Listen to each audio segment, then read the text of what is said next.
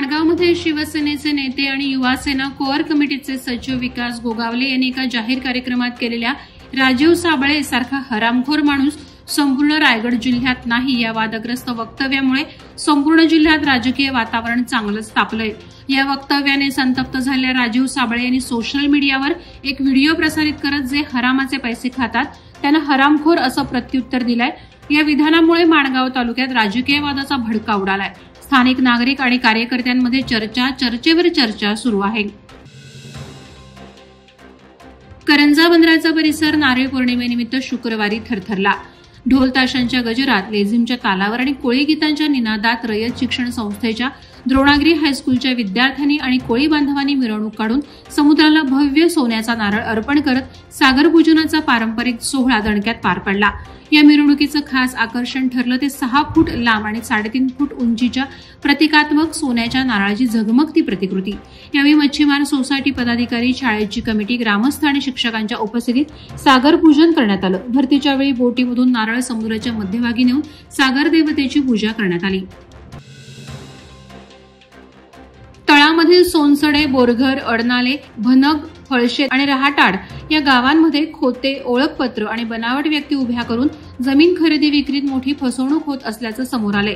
Delhi Mumbai corridor प्रकल्पात या गावांचा समावेश असल्याने दलाल शेतकऱ्यांना कमी मोबदल्याचे आमिष दाखवून बनावट कागदपत्रांवर व्यवहार करत आहेत।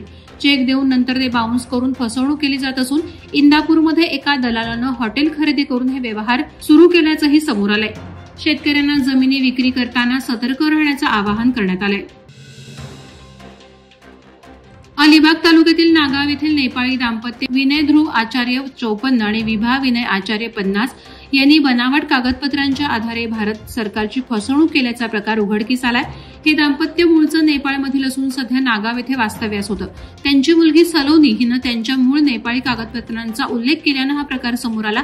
या प्रकरणी अलिबाग पोलीस ठाण्यात पोलीस कर्मचारी हर्षल सूर्यकांत पाटील यांच्या तक्रारीवरून गुन्हा दाखल करण्यात आला असून त्यांना अनधिकृत कागदपत्रे बनवून देणाऱ्या अज्ञात इसमाचाही तपास सुरू आहे। जुना मुंबई पुणे रस्त्यावर कलोते गावच्या हद्दीत एका हॉटेलसमोर मोटरसायकल यांचा भीषण अपघात झाला असून दोघांचा अंत झाला असल्याचं समोर आलंय।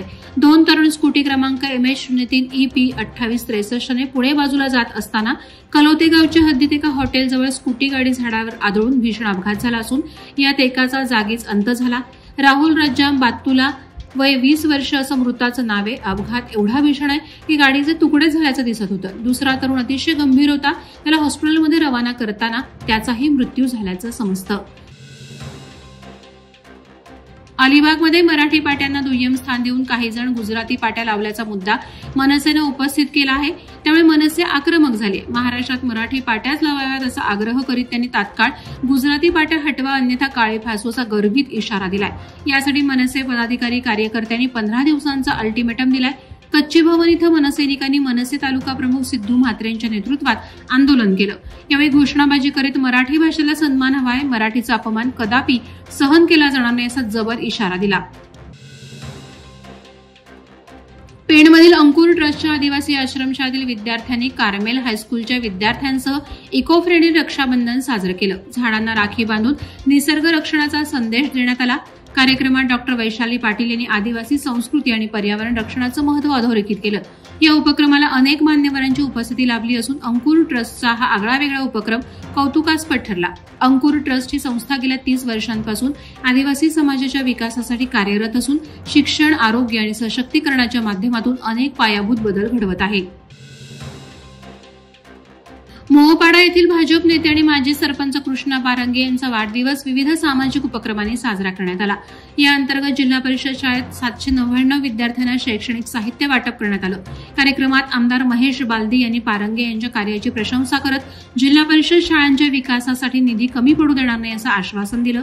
कार्यक्रमाला सर्वपक्षीय नेते, सामाजिक कार्यकर्ते, शिक्षक, नागरिक मोठ्या संख्येनं उपस्थित होते। उरण तालुक्यातील JNPA टाउनशिप गेट समोरील वाहतूक कोंडीचा प्रश्न दिवसेंदिवस गंभीर होत असून शाळकरी बस, ट्रक आणि खासगी वाहनांच्या गर्दीमुळे नागरिक त्रस्त झालेत। अवघं 5 मिनिटांचं अंतर पार करताना अर्धा तास लागतो. मात्र प्रशासनाकडून कोणतीही ठोस उपाययोजना नाही. उरण तालुका मराठी पत्रकार संघानं वाहतूक कोंडीबाबत प्रशासनाला धारेवर धरत तातडीनं उपाययोजनांची मागणी केली. बैठका आणि आश्वासनांपुरतीच मर्यादित राहिलेली कारवाई जनतेच्या सहनशीलतेचा अंत पाहत असल्याचं प्रवासी आणि वाहन चालक सांगत आहेत. पोलादपूर तालुक्यातील दिविल गावात राज्य उत्पादन शुल्क विभागानं बंद घरावर छापा टाकून 6,15,000 रुपये किमतीचा गोवा बनावटीचा दारूसाठा जप्त केला. ही कारवाई आयुक्त डॉ. राजेश देशमुख आणि जिल्हा अधीक्षक रविकिरण कोले यांच्या मार्गदर्शनाखाली करण्यात आली. रुपेश मोरे याला अटक करण्यात आलं असून 2 आरोपी फरार आहेत. या छाप्यात दारूच्या 1844 बाटल्या, 1200 बनावट बुचं आणि 4129 लेबलं असा मुद्देमाल जप्त करण्यात आला. हा साठा महाराष्ट्रात विक्रीसाठी आणण्यात आला असल्याचं सांगण्यात येत आहे. वादळवारा लाईव्हसाठी न्यूज ब्युरो, रायगड. नवी मुंबई व रायगड जिल्ह्यातील ताज्या बातम्या आणि घडामोडींसाठी सबस्क्राईब करा वादळवारा लाईव्ह चॅनल आणि दाबा बेल आयकॉन.